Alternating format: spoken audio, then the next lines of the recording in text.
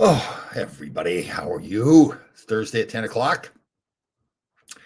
Here we are, True Good Life Studios, Full Change Studios. Had a fun night last night. We were over in Sportorama over in Muncie, New York, on the ice with the Ramapo Saints, Tom Smith's organization. Our producer, Tom Smith, our Full Change podcast that you can listen to on all podcast platforms. Please like, share, and comment, particularly on Apple. It's help us the most if you do that. Fun night. Those are fun events. So at the end of the year, they're close to the end of the year for these programs. They get all the teams together, or 3 or 4 of the teams together from an organization. You get one of them alumni guys out there having fun with them. So it's good last night. Kids are loud. I've got the old wood stick. My skates are like 30 years old. Antique. Good coaches too. I should compliment the group of coaches. I can't remember what the groups was, the younger groups, cute kids, but the coaches really did a good job, trying to teach them as much. There's tough practices the day after, the night after kids are going to school because they're getting taught all day in school. And they're young kids. The last thing they want to do is start hearing more coaches, talking about techniques and styles. And that. So they do some edge work in their skating, which is pretty good. That's fun for the kids too. Then keep it pretty light. And my job is out there to have some fun. Deb Anderson, you magical creature from the Midwest. I should start out by saying, I apologize to everybody that's rude to me. I should start out by saying our best wishes and our hearts go out to all the people that were affected by the shooting in Kansas City yesterday. And that's scary. Imagine being there for that. Or imagine knowing that maybe you're a parent and you're at work and your kids are there at the event and you don't know what's happened to them. So again, scary times. Now of course the debate will start about how do you get this to stop, and I don't know the answer, but again, it's criminals that are obviously doing this. So making more laws to me doesn't make any sense. It's getting to the root of the problem, which I think is mental health. But again, sorry, Deb, I didn't know that. Wow, Deb's niece was there. Thank God. Wow. Did you know she was there at the time too when it happened? That'd be the scariest part. Is a loved one. Happy Rangers game day. Yes, Susan Brooks, you glorious human being. You. Who are we playing tonight? She's there. Oh, so that'd be the scary part, right from the time that you know that she's there and this happened, and then get the phone call finally that she's okay. That period of time right there. Oh man, thank God she's safe. Good job. Now I don't know if it's true. I think the poor Travis Kelce. I don't know if I don't even know the man. He may be a good guy. Now, there's a story out there, and again, I don't know how accurate the story is. There's a picture of him smiling, getting his picture taken with police officers. Now, they say in the story that it was after the shooting, and we don't know that for sure. And again, I don't know the guy. I don't know what the circumstances were. Maybe he just had a brief smile, the picture was taken, but it's a bad look for him with all the stuff that's going on, the pushing of Andy Reid and everything. So, to me, the big thing is that the professional athlete, big, strong professional athlete, hits a 65-year-old man that's clearly not in very good shape, no matter what. And all the other circumstances added to it with him being the coach. And so I'm not a big fan of Travis Kelce at this point. Apparently, he and his brother do have a podcast now, apparently. And I guess the brother gave it to him pretty good. Said, listen, that was just totally out of line what he did, pushing Andy Reid. I didn't see the reaction from Travis Kelce, but good job by the brother calling him out on it. Public too. I'm sure he had a conversation with him beforehand and said, listen, I'm going to call you out on the show. So it's Travis Kelce and the brother's name, I can't remember. He's got a cute wife. She's pretty. Playing the Montreal Canadiens avec Martin St. Louis. So I hope they put a little stool behind the bench there so Marty can see. That's part of the. I got a buddy of mine. I don't know his name, but he used to work at the booth there where you go into Todd's Point, which is a nice place where I used to go for a while. And Marty St. Louis would come in there. So Capalbo was his last name, and Mike Capalbo. So he's very funny. So he would always say that he likes Marty St. Louis better than me. So he always posts pictures of him with Marty St. Louis, and that's just like, well, he's got to have a stool to see because he's a little shorty guy there, but. I don't think as serious. Oh yeah, totally. We do not take it as. I think people are more. You're right. They don't take it seriously, and people just don't know about how bad it is. And then again, with something like this shooting happens in Kansas City, again, I don't know the people that did it. I don't know their mental state, but they're clearly criminals. So the discussion now turns to making more laws, taking rights away. to try to limit. But the criminals will get guns no matter what. So it's getting the guns out of their hands. How are you going to do that? So it's more like, find out, okay, what's the mental health? But I just think we're so far away from looking at it that way. I don't know if we're, hopefully we will get to that point where we need to help these people that have mental health issues. But again, you can't force adults to get mental health therapy or help or whatever it is, because they're adults. They don't have to. So some criminal that has a mental health issue, I mean, the fact that they're criminals and killing people, obviously there's a mental health issue. But let me see here, Deb, what do you got? There's Deborah. We need to follow what Europe is doing with gun laws and improve on outreach in the U.S. Yeah. Again, I'm not saying we shouldn't do something from the law standpoint, but yeah, it's reaching out to people. But again, part of the problem is we have all these laws and rights, that we have all these freedoms in this country, which is fantastic. It's what we want. But that also then hinders what we can do with people with mental health issues, or you assume they have mental health issues. You cannot force them. We saw that in the who are we talking about? Mark Pavlich case, where Barry Beck, to his credit, was going out and doing everything he could publicly to help Mark. But at the end of the day, Mark had to go to particularly the Alumni Association to get help from them. They can't go to him and say, we're going to help you. Again, he's an adult. He doesn't have to accept it. It's the same thing with that Joe Murphy up in Canada, where they got him help. And again, I don't know if it's the stories I'm hearing. Anyways, he just said, no, I want to be out in the streets. So, this one I agree with right here. Quit defunding the police and also declare mental health. Well, I don't know what that would entail with the epidemic, but you're clearly right with the police. I've gotten to know a lot of police officers, fantastic people. Listen, like anything else is bad in every group, but usually fantastic people. They're just not trained properly. I mean, like physically not trained. Mark Puckenbink does a lot of extra training with police officers and military personnel. They're out there risking their lives, and they have a weapon in their hands, and they've got families at home. So if something happens, some confrontation, they've got to defend themselves. They've got to be able to follow the law, and if they're hurt or dying, they can't really follow the law. And then again, it's not fair to them either. So, but if they're trained better on these confrontations, they won't have to use their weapons. They can just confront the criminals. Man, I froze again here. I'm going to 2 minutes, guys. I'll be right back. Not even 2 minutes. Okay. This is Deb's fault for not fixing this. Just kidding, Deb.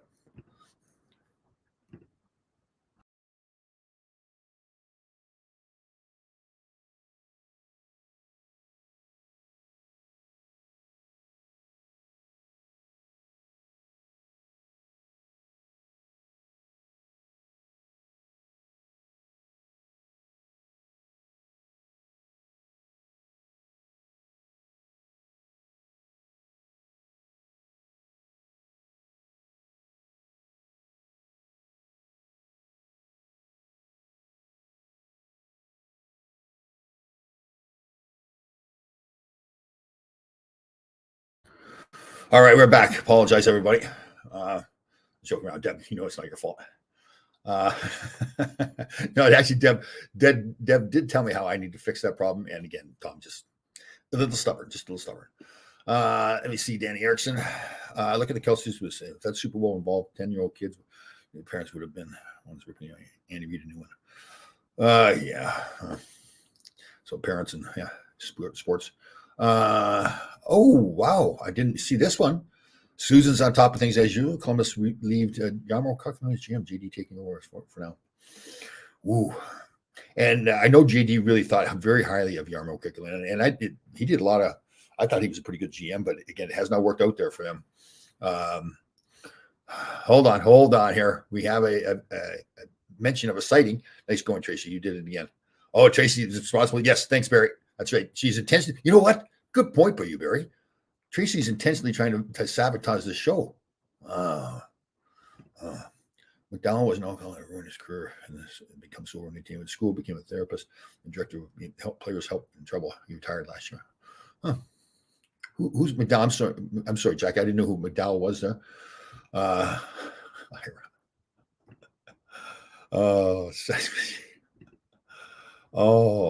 Yeah, exactly right, Barry. But now we're all, this is 2024. We can all, let me see here. The American people never give up their guns, and thank God. Yeah, so there's the debate, right? Part of it is, again, the Second Amendment is like, I don't know if I know it totally, but part of it is to defend ourselves against our own government. And that may seem like a strange concept, but you think back, like the Germans with Hitler, and one of the first things he did was take away all their guns. So a lot of people think, no, I'm not giving them my guns. I need to know what to protect myself. But there's got to be, again, I'm not a big believer that it's just the laws that are going to stop these shootings. It's the criminals are the ones that are doing the shootings. They are not going to follow laws. You can make more laws for criminals. That's why they're criminals. They don't follow laws. And you can punish them after the fact, but that's still going to be the mass shootings. To me, it's a mental health issue. But today he's saying why Sharp's attack. I think he's 300 thousands of players wrote a book to continue to help people. Oh, very nice. Very cool. Friend of ours from the Philippines right here. Yimi. I probably said that the wrong way. I did say it the wrong way. Let me see here. Sudden Sam McDowell. Let me see. Go back to my explaining. Oh, I'm sorry, Jack. It doesn't give me the ability to go farther back once these questions start rolling through. Okay, what do we got here? Jack Smith. I wrote a great book. This Sam. Oh, very cool. Yeah, I'd like to give him on. I'm good. We got a few things going on. Deb out there, and God, it's awful. Deb, where do you live again? They got a great event going on. What's it called? Guns and Hoses. So a charity game between the police and the fire department in her hometown. So we're going to have them captain from each side on the show. Let me see. Okay, no problem. Certain gun laws, but government needs to access the mental health. Yeah, totally. And not just in the gun situation, but our mental health issue, depression, suicide. It's a huge problem, and it's not being. I almost get the feeling that the media and the government doesn't want to talk about it because it's such a big problem.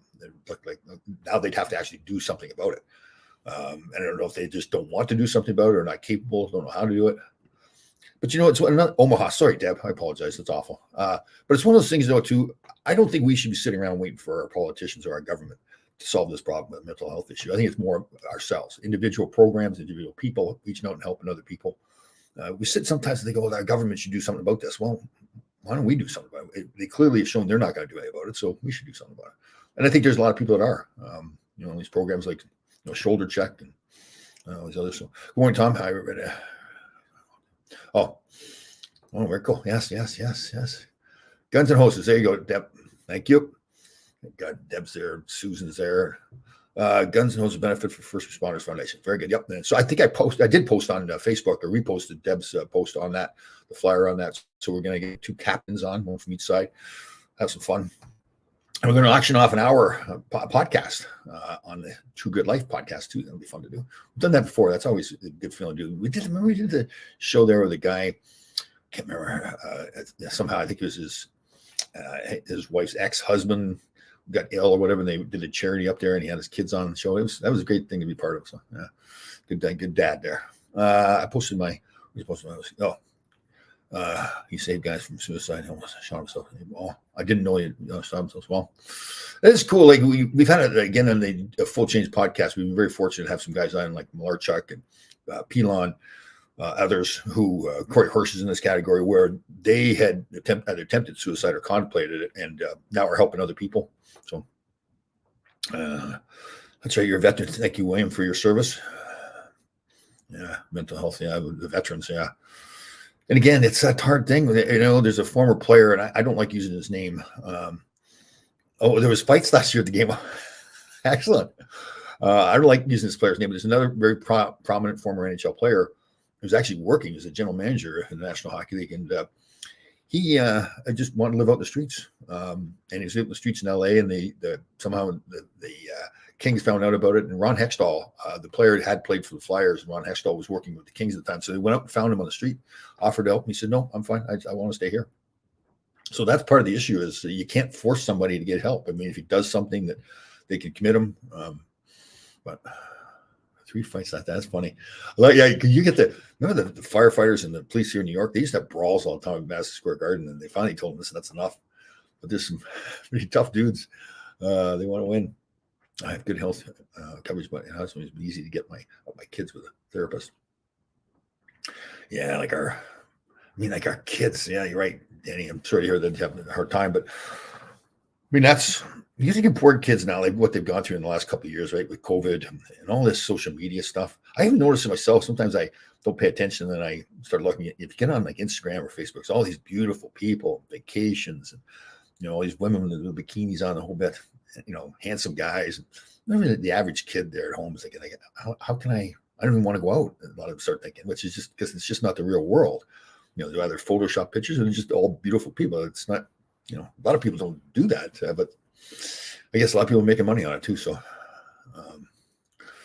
just thinking of Pab and how much you help people, Tom, and he was awesome. And I read his book.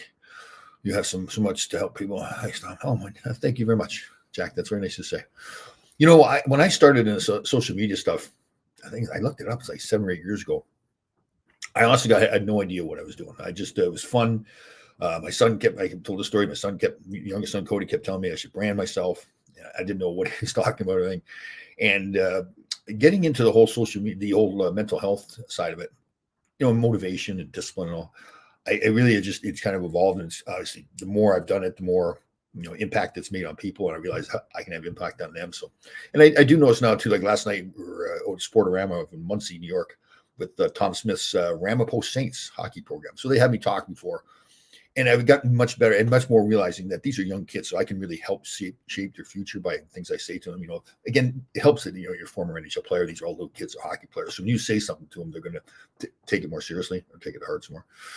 So yes, it's been a journey. Thanks, Jack, for saying that too. Appreciate it. Dan Erickson, there's options like Better Health or nonprofits that offer a sliding fee scale.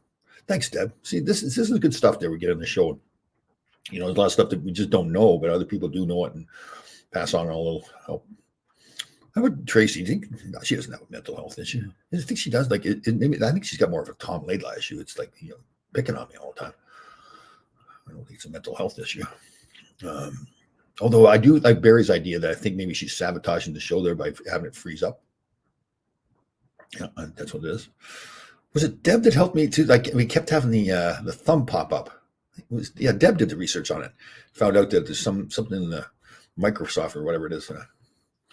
That would probably be very right to read about. So that's a dig. I'm assuming that's a dig that I have not got my book completed yet. Yep.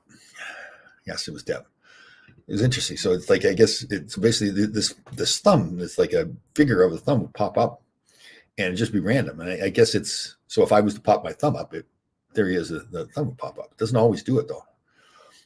Tom, I have a friend over 4 pounds. Do you have any thoughts how I can help him? He tells me food addiction is so hard because you have to eat. Well, if he really legitimately has a food addiction, then he needs to, that's where it has to start. To me, when people come and they want to lose weight or go on a diet or whatever, I continually tell them this, it's very hard to be disciplined is a huge part of that. And to be disciplined to be on a diet when the rest of your life is not disciplined, that's really hard to just flip that switch. So I really get into like, okay, it's having a disciplined lifestyle. It's getting up at a certain time early in the morning, having it the same way every day, having your routine, follow your discipline, eat at a certain time, exercise at a certain time, and really go like it for somebody that, over 400 pounds. Obviously, I'm not picking on him because of his weight or his appearance, or whatever. It's very unhealthy for him. Heart disease, diabetes comes with that kind of stuff. So it's really important that, it's like understanding that you're not going to be perfect. You're going to have bad days. You can't beat yourself up. You can't come up with excuses. The discipline. There's not always going to be motivation, but it's discipline. If he really does legitimately have an addiction, well, then you can get therapy for that kind of stuff. We had Riley Cote. We did a show with him, which is coming out, and it's one of the most interesting shows we've done. He's really into the psilocybins and all the medical benefits to it, and really educated himself about it. He's fantastic. He was talking at one point. I stopped him and says, "Do you ever think you'd be talking like this, a former NHL player?" Because the way he was talking is like he was a scientist or something. And so again, that's one option for people. The hypnosis, meditation, going to a therapist. But if there's really an addiction there, that needs to get help for that too. So. Like an addiction. They do say that with a lot of, actually we learned this from Jackie Long, but you never knew a therapist is going to leave and then that is the hard part.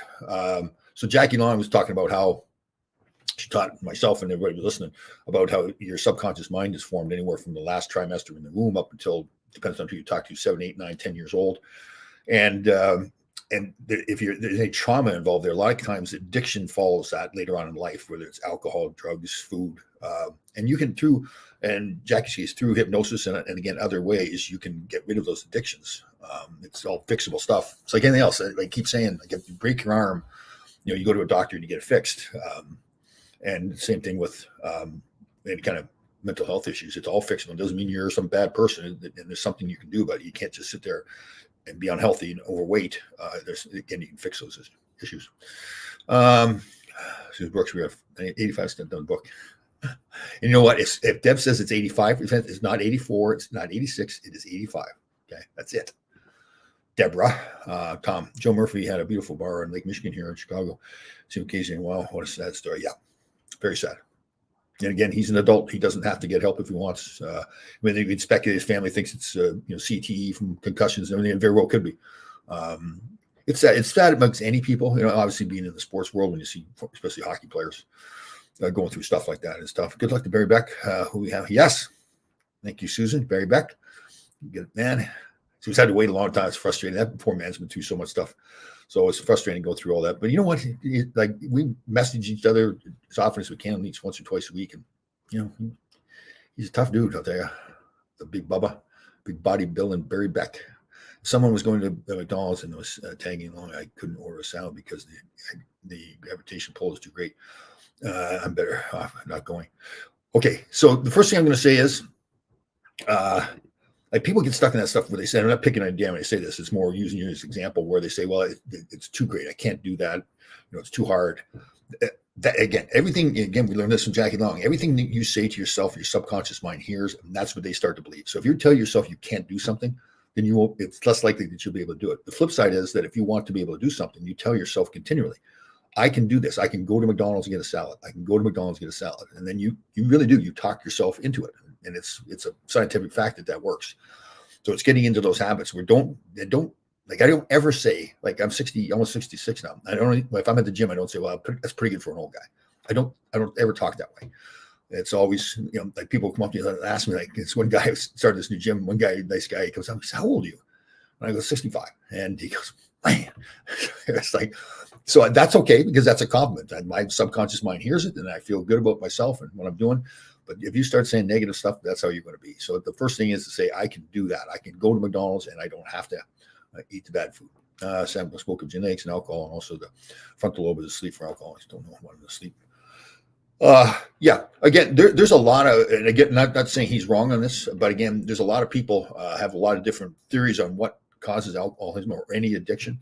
Again, there's a lot of people who think that if they've had trauma in their life at that young age, that shows, and it's not all the people, but then a lot of people have some addiction problems later on in life, even a gambling issue.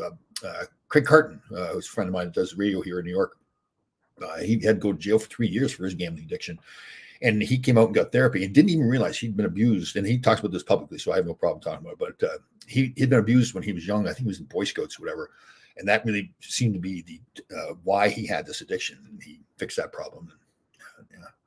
Let me see here. Are you going to? No, I am not. We were going to do a podcast from there out in the parking lot, but I just, the logistics to it, power and all that kind of stuff, I just don't think we'll go. So I'm not planning on going. So, well, I'll tell you, I was scared though. I've told the story when I first retired from playing, I got in the agent business.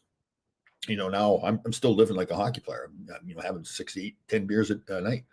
That's how I'd lived my life, college, not every night college, but then as a pro, we've talked about it so many times, I was just part of the culture. And so when I first got started in the agent business, the young kids I was getting as clients were calling me at night. And I wake up in the morning, I think, was I slurring my words? Can I remember everything they said? And it scared me to death. And I wasn't plan wasn't to quit, but I thought, okay, I need to slow down here. Like maybe have a couple beers on the weekend.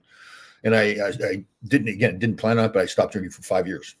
And again, I remember the fear inside me because, again, living in the hockey world back then, that was part of the culture. Didn't think there's anything wrong with it.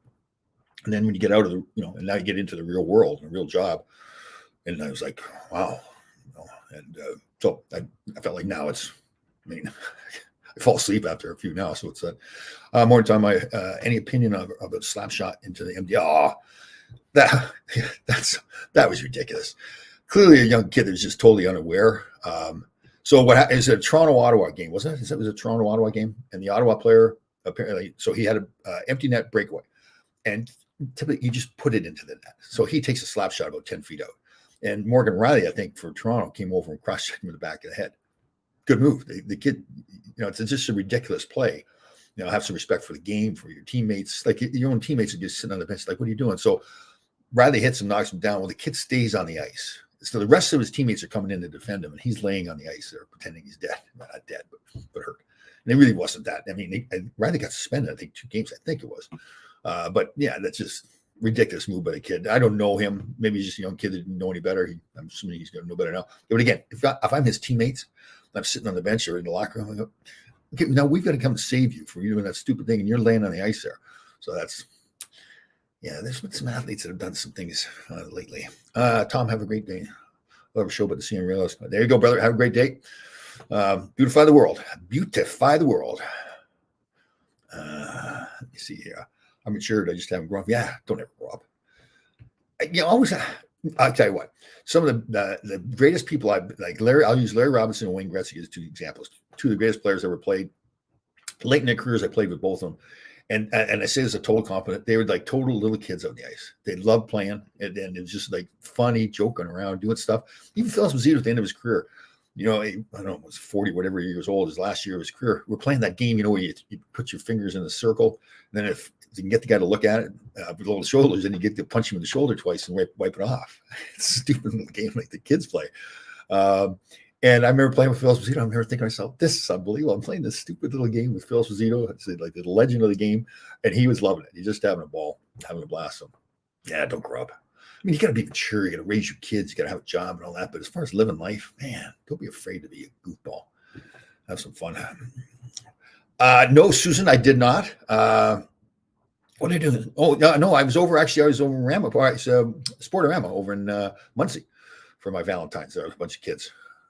So it's cool. Yeah. Little kids. It's cute. Like they're all like that 6, 8, 10 years old kind of stuff. They got their little mask on. And, you think they're going to be all excited. They get somewhat excited. I mean, I'm bringing the cards to sign and everything. So they're somewhat excited about the Ranger thing. But they were the kid. One kid said, his dad said, that's Tom Laidlaw. I used to play for the Rangers. And the kid goes, I've met plenty of NHL players before, Dad. So I was like, and the dad was kind of embarrassed. I thought it was hilarious. When a little kid says that. One kid, he was beside me, he fell down, and I just was joking around with him. He looks up and goes, don't judge. It's okay. I'm not judging. Mind how you program it. I started and I was shy. Oh, I my no come to fear and I don't. Shut up. Yeah. Good job, Jack. Excellent. That's a great story. You do something like that. You've had some, in his case, stuttering, and then you fight through that. I think it really builds your confidence too. You say, listen, I did that. I can do anything I want to do. It's once you accomplish those kind of goals, make that change. I did the club scene in the 1980s, had my share of alcohol, but I didn't have a desire for beverage in years. Good job. Yeah. Yeah. There's really there's no health benefits to alcohol. Some people say wine can be bad or good for you, but yeah. Let me see here. He was stood up by Tracy. I don't know who that was. Let me see. Yeah, Espo should have still played when he retired. He went into a slump and came in mental form. Yeah, he also had the gunk. I don't know if you guys remember. It's gone around the league. There's some other players who have had it too, where it's like this really itchy skin. And it's just, I remember Joey Bucchino on the bus or planes would have to sit there and scratch Phil's back the whole time because it was totally aggravating. I think it came from the equipment or whatever they was wearing. Then they washed. They washed all the stuff, but it couldn't. I don't know if that's the total reason, but yeah, I just think he was aggravated by the end of his career. Let me see, 5-0. Why 5-0? Would you rather have been known as a first Canadian Survivor contestant or hockey player? Well, the hockey, I just grew up. Like the Survivor thing just happened, but I dreamed of playing in the National Hockey League from the time I was 6 years old. So, that part. But the Survivor thing was cool. Doing something different like that. Again, there's only been like 600 or 700 people in the world who ever done that, and being the first Canadian to do it. So, it's funny now. Again, doing the motivational speaking, I do. Excuse me. I do say to people, especially as they're getting older, just don't give in and say, okay, I've done. What's my purpose for living? Do new things. Have new adventures. That's really what Survivor was for me. It was an adventure. I wanted to win. Plus I wanted $1 million. But it really is a 1 in 20 chance of winning. And that's really it, because it's so hard to predict. There's many really good players that knew the game way better than I did. They get voted off before I did. So, the gunk. Yeah, the gunk. Let me see. I think that's the other way around. I think we were talking about. Let me see. Yeah. Oh, yeah. Tom Reed had that rash. Yeah, there's a few guys that had player. Oh, I can't remember. I think a Finnish player playing in Colorado had to retire about it recently, or was it a Chicago guy? It was a host. Maybe it was Hossa that got it. There's somebody recently that I thought had the gunk. I'm not younger than you, and I realize the game has changed, but I am those base think the major are too soft. Yeah, I hate I won't say you're wrong, Jeff. I guess what I point to is they showed this core group of guys, anyways, showed what they could do 2 years ago in the playoffs, and they were anything but soft. They're a gritty bunch. They're down both the physical part of the game and being down in games, being down in series, and fighting back. So they can do it. That's why when you talk about changing the team, adding new players, whoever, I'm not saying that's wrong necessarily, but if I'm a GM, am I looking and saying, listen, if I'm Chris Drury, am I looking and saying, okay, listen, I know these guys are good enough. Me changing players isn't really going to make that much of a difference. It's getting these guys to play the way they can play, the way they showed they can play. So they can do it. But if you've got a contending team, it's almost like you're compelled if you can make some smart trades. I'm really big on more the depth kind of guys. Again, it showed last year, and again, speculating purely when they brought in Kane and Tarasenko, did that really kind of upset the apple cart, so to speak, in the locker room. In other cases, if you bring in a star player, you look at Colorado, brought in Ray Bourque at the end of his career. They didn't win it right away. It was the next year, but he didn't ruin the locker room. Again, it depends who the player is, what the locker room is like that you currently have. Because of the allergy to the hockey equipment. Yeah, and I think that is the gunk. I think the gunk. It's terrible. I think about it. We got going here. Tom, I forgot. What is the cap? Was the Cobb still in the penalty box? Wow, that's a great question, Jack. I don't know. I can't remember. He may have been. Yeah, man. There was one rink we played in junior. There was one big penalty box, and there was no separation, so you can get in a fight with a guy. You both go sit in the box there. It was the weirdest feeling too, because we're both looking at each other. Okay, we just punched each other in the head about 20 times, and now we're sitting beside each other. And again, you can't. I mean, you could. Lots of guys got fights in the box, but you're thrown out of the game. So, I told him the other night after Igor shut out, he spoke English and did a great job. The first time I saw Igor speak English, does Breadman speak English? I think he's capable of it. I don't think he feels really comfortable about it. There's a pride thing there too. Like, do you say something wrong? And then, now forever that's out there. You just misspoke, because the language difference. But I think he can. I've heard people say that at other events that he does. So, let me see here to Danny. Does everyone have a confidence that I have the jury won't get fleeced in any trade? Yes, I have total confidence. He won't get fleeced. I mean, and this is reality sometimes. So again, you don't know for sure how that player is going to fit in your locker room. Right. And I've talked so many times how big a thing I think that is. So I don't think Drew will get fleeced in any trade. He's a smart guy. He's got smart people around him. But it's okay. Does that, you may think, okay, this guy's going to really fit in and help us a lot. You don't always know if that's going to be the case. I mean, listen, Patrick King is a great example where now he was hurt, so that may change it. But, if you look at the body of work of Patrick Kane's career and you said, okay, we have a chance of getting him on our team, you go get him. Now, it didn't work out because, again, the injury, but and some people can play through injuries. And he's played through injuries too, but it just happened to be this injury just going to allow him to play the way everybody wanted him to play, including himself. So let me see. Yeah, but and again, when you're doing a trade, you don't have some deadline. Well, I mean, a team may say, listen, we need to get this done, and then there's an actual trade deadline, obviously. But usually the trade is done over many phone calls. So they'll throw ideas out there for a possible trade. The general manager will go back to his people that he really trusts. Now, part of it is, it's unfortunate, but everybody's human beings. He's got to go to the people that he really thinks he can trust. That's not going to go anywhere. That's not going to be floated out there, because that can kill the trade too. And then, it's also, if the guy is rumored to be traded, or, if Chris Drury, I mean, if let's say Chris Kreider hears that he's going to get traded, he's like, now he's upset. Like, what is going on here? I'm a New York Ranger. And I want to play with the Rangers the rest of my career. Don't know why everyone seems so eager to trade Kako for older players. Yeah. Yeah, that's a real tough one. It's a good point by you, Susan. It's an easy thing to say, okay, we want to trade Kako and get an older player. Okay, first of all, the other teams are going to say, okay, what are we giving up for him? We just don't know what kind of player this is. So there's other times you make a trade, you know what the player can do. He's got a body of work in the league. You trade for a Kako, you're saying, okay, I'm not giving up a whole lot. So then why are you going to do the deal if you're the Rangers?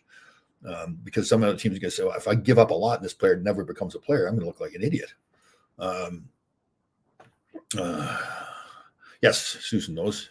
Panarin does speak English. Yes, he's a funny guy. Yeah, but yeah, that's a tough trade to make because again, you're saying and getting an older guy. So now let's say you trade him away and he ends up being this great player. You've got a guy, an older player in your team that only plays 2 years, and Kako plays for another 15 years. Now, how does that look? How does that trade look? Yeah, so that's why it makes it tough. I hear why people say, okay, let's get rid of him. And again, who knows how long it takes. There was guys like Dan Cleary, for example, the high draft pick way back, like the 90s, whatever, banged around from different teams, never really panned out, but got to Detroit and being a great piece of the puzzle there, the teams that won Stanley Cups. Just sometimes it takes longer with players. Let me see. Yeah, I spoke English fine after not at the beginning, and Ron Duguay speaks fluent French. Yep. Yeah. Where Duguay grew up, that was his. Roger Bear was funny too. We do those charity games, and he'd be on the bench coaching. And he's talking to the guys, and he spoke English, but it's kind of the French accent the whole bit. You can tell guys are really trying to be really polite and respectful to Rod. God rest his soul. But I go by and I go, listen, I'll translate for you guys after the game, and he'd laugh. I think he almost waited for me to do it because we do it all the time. So yeah, good man. What a sense of humor. And he was charismatic too. You get the French accent going, telling the stories. And do they have translators on the bench for players who don't speak English? Must be hard. Yeah, it's good. No, I don't think they have translators on the bench. That's a great question, Barry. But yeah, I think even if a player doesn't know, they have the little whiteboards and everything, the markers, so they can always write it out for him, and they'll know what keywords he can understand and not understand. You don't want to trade too low. That's the issue also with Kako type. You only trade low if you want to get rid of a bad guy.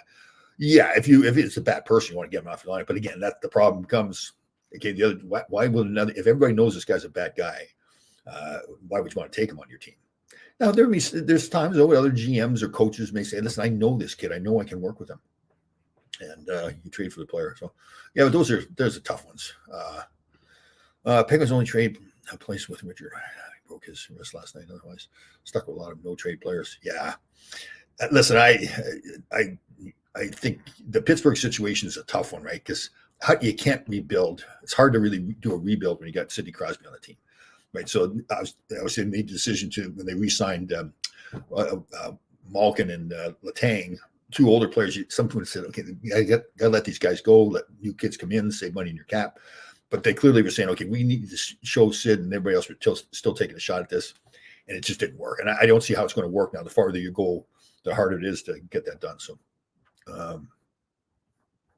Yeah, very good point. I remember when they made that trade. Who's the guy? He'd been around a little bit too. They traded for him. He was a pretty decent player, more like a third line forward or third line center. But Mikko wasn't what he is now. Is not what he was when he first got traded. So yeah, it's a great example where Ottawa's looking. I think the kid they traded for, was it Brassard? Yeah, it's Brassard. He's retired now. So, and here's Mikko playing the way he's playing. So. Yeah, Brassard. Thank you, Susan. The jerk. Yeah, but again, the thing is, if everybody else knows he's a jerk too, that's hard to make those trades. Like, if I'm another GM, I'm obviously having to trade something that's decent. Those are tough ones. And I think in hockey more than other sports, that locker room and how those people mesh together in the locker room is really important. It's just, I saw Phil Simms, we talked about this before. He said, football coaching is more important than culture. And I think it's the exact opposite. I think culture is way more important than coaching in hockey. So, very cool. Yeah, I need a translator too. Just kidding. Thank you, Richard. You're right with Brassard. And he was a good player too, but he banged all over the place. And again, I think he's out of the league now. And there's Mika Zibanejad playing the way he's playing. Yeah, that's a very good point by you, Susan Brooks. magical human being, you. Fergie doubt for guys like Roger, Lee Francis, Derek Sanderson, not good leaders, Kenny Hodgkiss, Middleton. Oh, that's not nice. That's not nice. Yeah, you look at those when people try to like.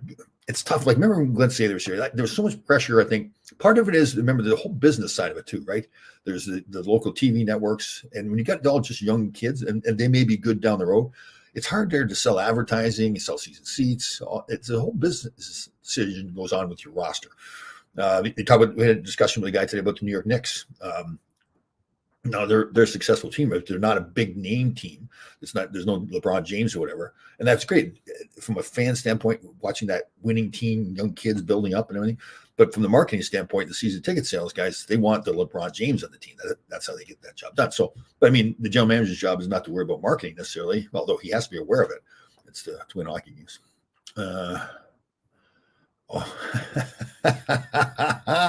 Miss Lollygagger. Yeah. The only thing is Barry should maybe put that in capital letters there. Okay, do you think she's just like she knows the show goes on every Thursday at 10 o'clock? Yeah, and she has the ability to arrange your meetings and everything like that. Or do you think oh no, again, it's like last week, it's like waiting to the last minute, like building up like the momentum here. Didn't the Rangers turn Elias Anderson from Esco into Will Kiley? I can't remember. Susan's gonna know. She'll jump in on that one. Let me see. Yeah, I think Phil wanted Hodge Middleton was enjoying New York too much. Yeah, those trades, that whole period of time was, it was a different culture back. Yeah, but people would say like I played New York and LA, and people say, well, it's hard to play in those two cities because of all the distractions. I mean, there's distractions in every city, really. I mean, Toronto could be worse, Montreal could be worse. You're playing in a Canadian city, you're an NHL hockey player. The distractions that comes with that. At least in New York and LA, you could hide somewhat. It's like see, I have no clue. Kevin Season, as an example, had drug issues. I would think that this place sucked. It was drugs and say they traded for him. Well, to my recollection, I think, remember he had that big hit. I don't think he had a drug problem prior to that. Again, I could be wrong, but I saw a documentary on him. He had that big hit. He got hit by, him and Richie Pilon went to hit each other. And I think he hit Stevens hit his head on Richie Pilon's melon and knocked him out before he hit the ice and then, slammed his face down in and that, I think broke a bunch of bones in his face. So I believe, from the documentary said that that's when the drug issues came after that. He may have dabbled before. We'll see here. Kakko has constantly been compared to Hughes because, and that is part of the problem. Hughes is just across the river, having the career that he's having. He's just got back in the lineup too from being hurt. I think, and that's hard to do. It's not fair to anybody to compare the two of them. They're two different players, two different situations, like Susan's saying there. And again, I just point to listen. Maybe you say to yourself, listen, we already picked him. We're not going to get value back for him right now because people are just unless you do, let's shop around and you think you can get something really good for him. Although you could look and say, okay, let's help this kid. Is he getting the right psychological training? And I don't know the answer to that kind of question, but is that part of the stuff the Rangers do? I really don't know, but I think that's, to me, he's a big, skilled player. It's between the years is the issue. Is there a lack of confidence? It doesn't appear to be a lack of work ethic. Seems like he's a good worker. Everybody I talked to says he's a great kid. Seems in the same, and again, from the documentary I saw, I believe it kind of tied the two together. I don't think it really said he wasn't doing anything before, but it really, the problems took off after that. So, Nyland said Montreal, the bad things to get into was vast. Hookers everywhere, drugs. Yeah. I mean, I remember one of my first games. It was the first game playing in Montreal Forum. Back then, they didn't close off the bench from the fans. Fans could walk right to the bench and sit right beside you on the bench. And I think they did it on purpose. Right at the end of the bench, they had this beautiful woman there, perfume and fur coat and the whole bit, sitting right beside you. You're in a National Hockey League game. And these are all young guys, right? So,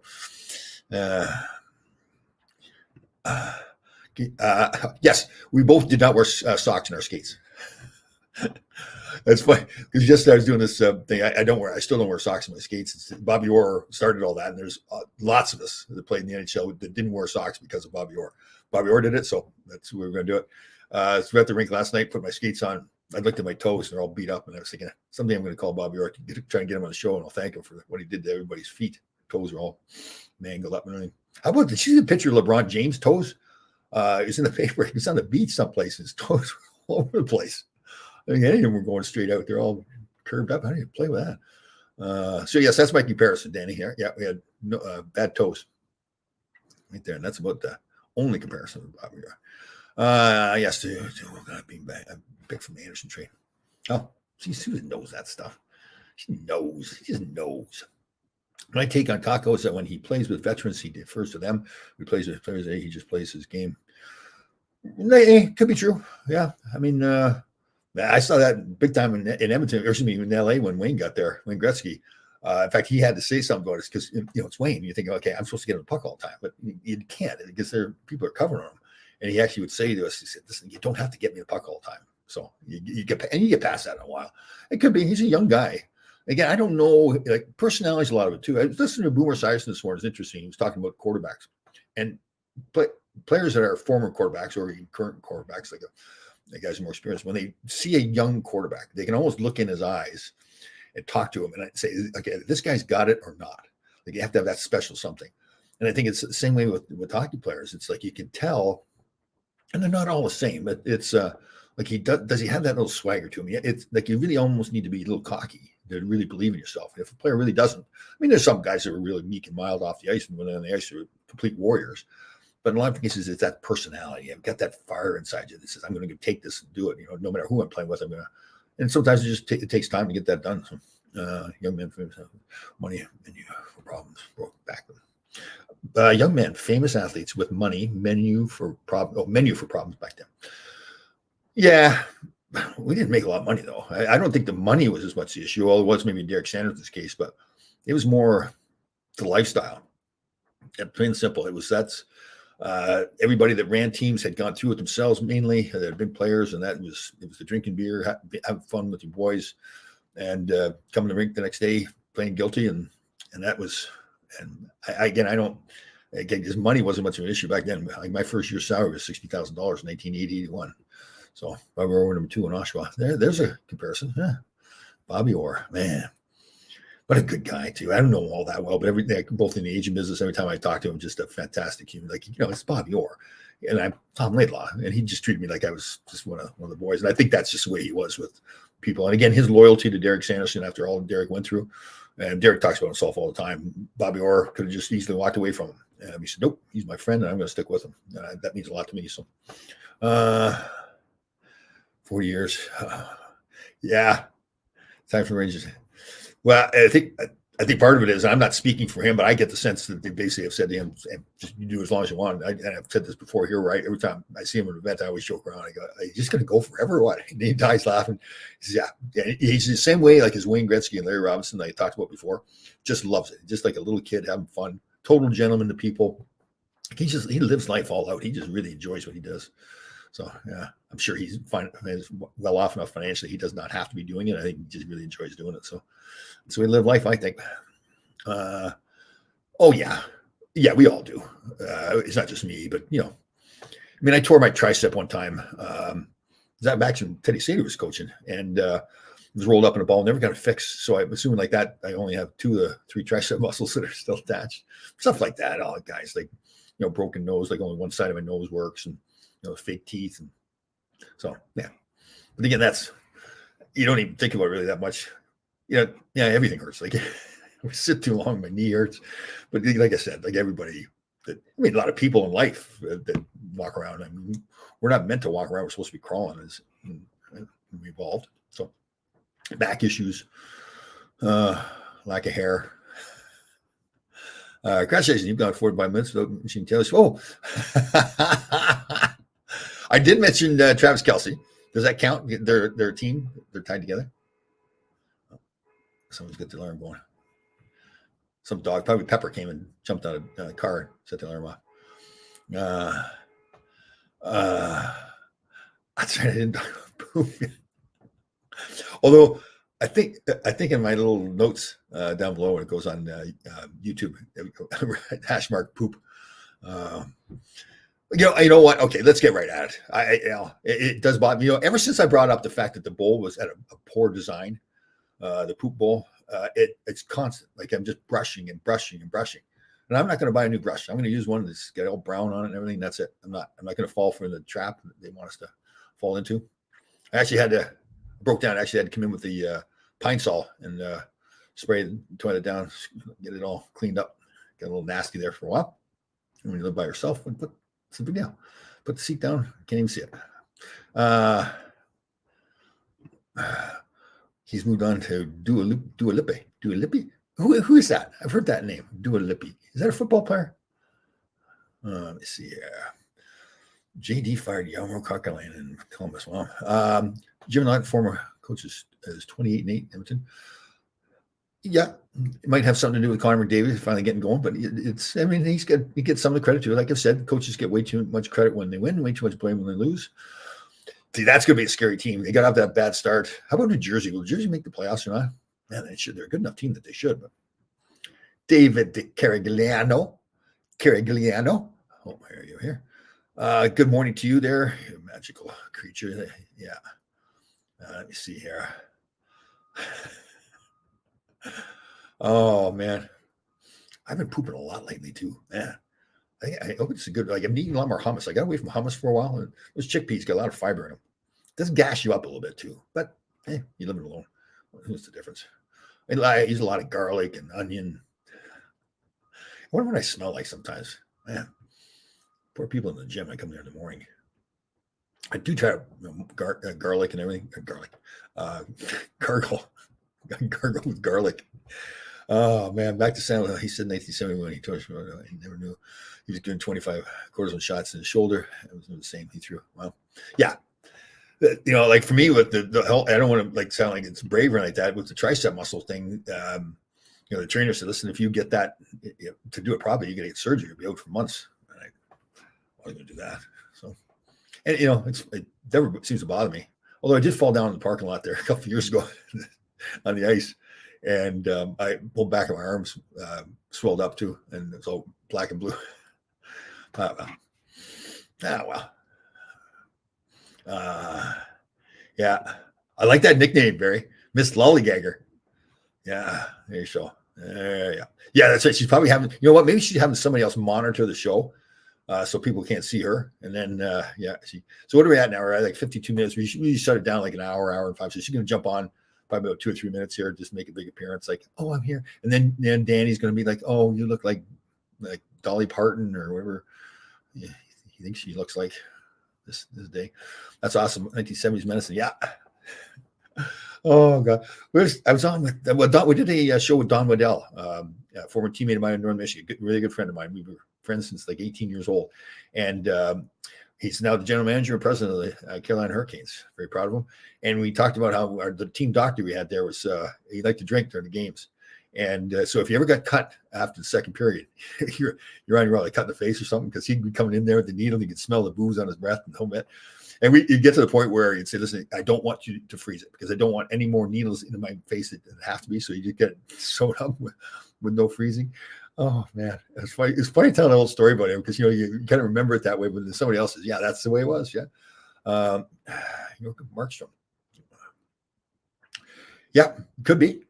Again, be careful with those trades. I mean, what kind of player are you getting? Are you getting a player from that you think you're getting, or does this player not having left? So, yeah, interesting.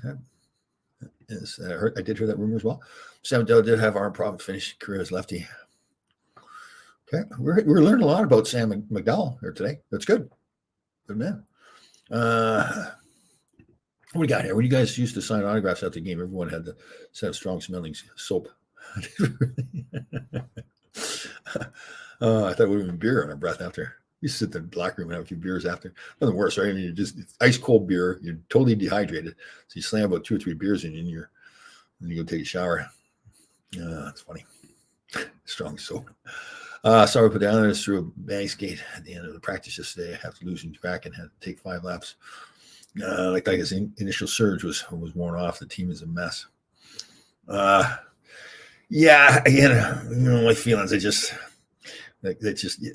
You got to have the player. You got to have the locker room. It's just they're character players. Like if a coach has to come in at the NHL level and discipline guys and get them going that way, I find that it's got to come from the locker room, from the leadership group. And the leadership group isn't just the captain and assistant captains. It's the other key players on the team, the fourth line guys that are workaholics. Like they have to really show the way. Yeah, you're right. It did start off good for them, but maybe they just don't have the right mix there. But Mitchell McDavid hit 600 assists and 600 or in the tech checking. Yeah. Bobby Orr is just. I know these athletes, they are fantastic. Not all the athletes, but the star players, the Marners, the Matthews, McDavid. Why do I always forget the guy I like so much in Colorado? That's awful. I don't know why I do that. I have a mind cramp there. But yeah, Bobby Orr was just a special human being. Like he changed the game so much. I guess that's one of the differences between the guys today that are playing. And again, it's not their fault. The game it's a speed game, and they're speed players. But Bobby Orr really changed the game from, he could do it all. He was a tough guy. He could fight, but carrying the puck. You just watch the old videos of him. And the other guys are like NHL players, but he's making them look like they're peewees or something. If you had to count up all the stitches you had in your life, oh, wow. That's a good one. I remember as a kid, he used to get cut in the face and go to school with stitches the next day. I used to think it was the coolest thing. I'd be walking in with a black eye and stitches a little bit. I'd just be thinking, wow, I'm a hockey player. Oh, God, it's got to be 500 or 600. I mean, yeah, all over the place. Then I got all the stitches, my spleen taken out too. There's a ton of stitches there. Oh, yeah, so many stitches. Like if you squint your face the right way, you see all the old scars and everything. Yeah. But again, you really think it was cool too to get the stitches. At the Goose warm-ups, you guys used to skate in a figure 8 led by Nick Patil. Did you really? I can't remember that. Oh, you can catch up with Nicky. Man, Nicky could skate too. He was a good athlete too. Oh God, I know I've told the story so many times, but I can still picture him going 100 miles an hour to the bench, slamming on the brakes, and the snow goes up like over top of the coaches' heads and everything all over. Everybody's ducking from cover. You see the trainers ducking because he was a big man. So when you go to stop like that and you're going fast, you dig into this ice and it just creates this big, turns into kind of a mist or snow or whatever. It's snow.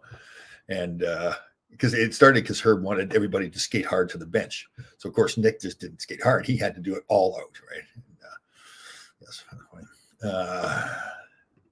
Did the girls swarm when they saw the stitches? Yeah, it was. That was part of the attraction. Yeah. The scars. Girl, chicks love scars. That's what the saying was. That's what they're saying. It used to be. Yeah. Oh God. Had this. It was kind of embarrassing in some way because there were these young girls in LA. Must have been like 10 of them, and they would wait for us to go on the ice. And I started every period, and for some reason they, something like my little fan club. I think they were all of age, but they were young. And they had this song they would sing, like something, Tom is so sexy. It's like, oh, because they were not very old at all. So it was, yes, very funny. Tom in 1951 had 49 points in 70 games when every team. Per his average, Gretzky and Gordy would have scored 99 goals and 194. Yeah. And he could do it all too, man. You talk about Bobby Orr doing it all. I said Bobby Orr's nobody like him, but I guess Gordie Howe was like him, really, just everything. Tough, man. Quiet guy too. God, that was so high. When Wayne was trying to break the record and he's trying to break Gordie's record in LA, and he's not following us around, Gordie was. And Wayne didn't score for a couple of games. And we said, don't score. This is great. We're hanging around with Gordie Howe. He's telling old stories a little bit. So I got to sit and talk to Gordie Howe, Bobby Hull, Phil Esposito, and they tell these old stories about these legendary guys in the 16 league, these like funny stories, the stories you really can't tell in public. And it's just like, first of all, the person that's telling the story is this legendary player, and he's telling you stories about other legendary players. And Bobby Hull was great. I told the story. We were in training camp, and he tried to make a comeback in New York. And we went out for beers one day. We sat there for hours. He told stories. None of us talked. He was just him telling stories. So very cool. Well, a lot of people point to that because, even if he doesn't play a whole lot, although with Montreal, listen, Nicky can intimidate people, but they had those guys that they just weren't going to get intimidated. And, they were so talented. could you play Nicky all the time? And no disrespect to me, but Nicky's game wasn't a skill game. It was a power game, right? And yeah, look back at it. I've heard a lot of people say that too, that, he'd really played a big part in the team getting there. 21 years, Gordie Howe. Yeah. Yes. I think I got something on YouTube about Mike Bossy saying he was the highest goal per game in the NHL. Could be, yeah. He had that way too. The real goal scorers we talked about, like Rick Middleton, for example, Joey Mullen. Guys that you watch them play. I did a show with the podcast with Charlie Simmer actually too, and they'll be coming out soon. And he was saying the same stuff. He said some of those guys you'd watch them and think they're just lucky, but they always were lucky. Like the goal that Mike Bossy scored against Vancouver in the playoffs, where he's flying through the air. He's got his feet up in the air. He's got his stick down on the ice and he's shooting the puck and he scores. And I think it was a backhand even too. And it's like, okay, he can't do that. He didn't do it all the time. So those guys, I think they worked at it obviously too, but it was a certain gift. Like their hands were not like mine. Gordie had his prime fared against Nicky to fight. Well, Nicky's tough, but Gordie Howe, man, he was. I think the thing would have been, and Nicky's no different too, that the legend was that if you ever got in a fight with Gordie or did something to his sons when they were playing, that it wouldn't just end that game. It would be every game you played after him. He would remember, and now you're going to pay the price. That was I remember because Gordie retired, I think the year before I turned pro, and I was thinking to myself, because I was supposed to be hitting guys and everything like that, and I'm thinking, oh God, thank God he retired, because you just didn't. The stuff you'd heard about Gordie, you just didn't want to. And again, that's the thing. Once you messed with him once, and especially if you beat him, then it'll never end. And that that's what the legend was, and that's I've kept people away from him too. So Nicky was going to his left winger, going his last goal, and real backhand, Rick McLeish. Yeah, very cool. Very cool. What we got? There's no need for a peace score. If somebody's having a battle, it's a one-way battle. I'm fine. Yeah, we're good. All good. Peace score. Ira. All right, listen, we're past an hour. Okay, I don't mean to alarm anybody. Does anybody, should we reach out for Tracy to see if she's okay? I mean, this is I don't know what's going on. Did somebody say something to her? Is she pouting? Does she want to get attention? Were we talking about Taylor Swift too much? Is that the problem? Because she wants all the attention? I don't know. All right, everybody. Once again, I hope all the people in Kansas City feel terrible for what happened. I hope your family members are all safe. I understand from last I heard, there's one person that passed away. I hope there's more than that, but again, there's still other people injured. Terrible scene. All right, again, 988 hotline, mental health and suicide hotline. And let's keep pushing the shoulder check agenda. Reach out, touch somebody, make sure they're okay. Ask them if they're okay. Let them know you're there. Let me see here. Barry's got an update here. You broke her heart by not calling her yesterday for Valentine's Day. That's a manufactured holiday too, by the way, just so you can sell flowers and candies. Did you hate Bill Parr like I did? You know what? That's a great question. He was one of the few guys when we played that was doing all the diving and everything, but it was effective for him. He's a great player. And I know him since playing Alumni Gate. He seems like a fantastic guy. Back in those days, we hated everybody that played for the Flyers like that. Even Eddie Hossbar when he was playing for the Flyers, and he's a friend of ours. So, And it's where we've talked about so many times too, where, as much as the Islanders was probably worse, like we could have won a cup if it wasn't for those guys, but it was just more of a respect for them. We didn't hate them as much. It's just more of a respect because they play when you want to play against anybody. So, all right, everybody, have a fantastic weekend. We will see you next week. Anybody, please check in on everybody, but particularly Tracy. Make sure she's okay. Again, I think maybe she's getting her lipstick put on because she wants to be like Taylor Swift. Could be it. I don't know. Maybe she had an appointment. Here's another one.